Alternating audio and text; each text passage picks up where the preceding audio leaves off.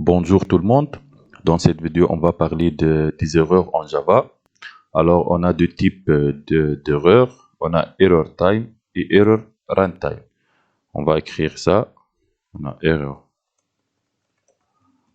time et error runtime. Alors, pour error time, c'est-à-dire on peut identifier ou bien découvrir l'erreur et le corriger avant d'exécuter le programme. C'est-à-dire que l'erreur s'affiche en fur et à mesure lorsqu'on est en train de développer notre application. Alors que pour error runtime, on peut identifier les erreurs après l'exécution. On va voir un exemple. On va commencer par error time.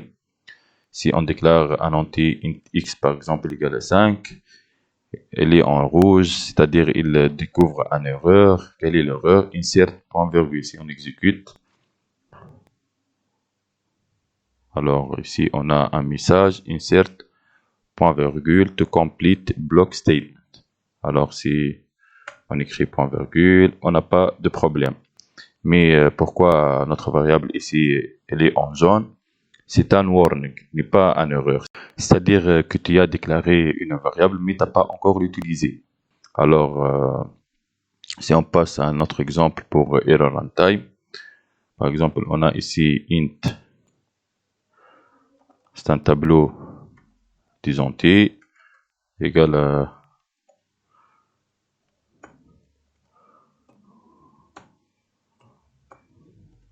c'est un tableau qui contient les valeurs suivantes 1, 2 et 3.